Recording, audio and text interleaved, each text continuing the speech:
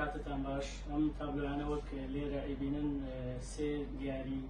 جوانە لە گەلەری شەهید جەلال عازەبانی و شەهیدی تاوانێکی مەبارانی هەڵەبجە کە گۆڕیشی نییە بەداخەوە پێشکەشە بە کۆمەڵگەی پەروەردەیی مارگرێت و بە خودی کەسایەتی بەڕێز کاک دکتۆر تەها ڕەسوول کە هیچێکە لەو کەسانی کە ئەتوانی وەک قەڵایەک پاڵی پێوەبووی پشتی بێبەسی بە تایبەتی ئێمە لە گەلەریەکەمان بۆ بەشێکی زۆر لە کارمچالایەکی ڕۆشنبیرەکانمان هەر لە دامەزراندنەوەکەوە پێێنێتە ساڵی دوم هەتاوەکو ئێستا کاک دکتۆر بۆ ڕۆژێکی پشتی لێ نەکردین بۆی ئێمە جارجارێک سەردانیشین ئەمانوێت چەقەبڵێکمان پێ بێ دیارێکمان پێ بێ ئەمڕۆ هیچێک لەو دیاریانە مە تابلۆی خەمی نیشتیمانە هەڵەت حەز ناکەین ئێمە هیچ کەسێک خەمخوا بەڵام ئەوە حەقیقەتی نیشتیمانەکەمانەوە کۆڕەوەکەی بەهاری ساڵی 1990ەوەیەکە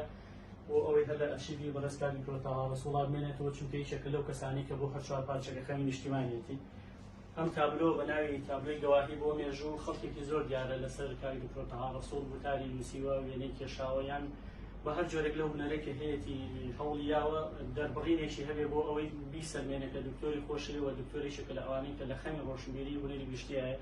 لە کوردستانە. ئەم تابلۆ نووسینی 12 کەسایەتی زۆر دیارن و بۆ ئەوەی کە بەڵگەی بێکەمانە دروستن ساختنین ئەو نووسەرانە نووسیان وێنەی هەر نووسەرێکمان لەپاڵ کاپشنی نووسینەکانیان لێرە داناوە. تابلۆی سێهەم ئەم تابلۆ لێرە دیارە دامەزراوەی خێرخوازی کەریمە ئەلەکەوە کۆمەڵگەی پەروەردەیی مارگرێت و دەستگای ڕۆشنبیری جەمال عیرفان لەگەڵ ئەو ستاف و بەڕێزانی کە لەگەڵ کاک دکتۆر تەها ڕەسوول کارەکەن زۆریان بەخشیوە لە ژمارە نایێت بەڵام وەکو هەڵبژێرێک بەشێک لەو قوتابخانانەی کە کتێبیان پێ بەخشراوە لەگەڵ تابلۆی کەسایەتیەکان کە بەڕێز مامۆستا شاخەوان سەدیق سەرپەرشتیەکات ئێمە هەوڵمان داوە نمونەیەکی لێرە بۆ مێژوو تۆمار بکەین. هیواداری ئەم تابلۆیانە بگاتە ڕادەیە کە بتوانین پێشەنگایەکی پێ بکەینەوە لە شارەکانی هەرێمی کوردستانە. زۆر سپاس کاک دکتۆریان دەست خۆشن. بەخێر بێن. ئێوە لە شاری شەهیدانەوە بارگەی خەمتان تابلۆیەکی خەمتان هەڵگرتووە بۆ ئێرەتانهێناوە. هیوادارم ئێمە لە ئاسی بەرپرسیارەتی بین خاک و نیشتیمانی خۆمان لە دڵان بپارێزین خۆشمان بین ڕازگۆ بین لەگەڵیان. بەخێر هاتن.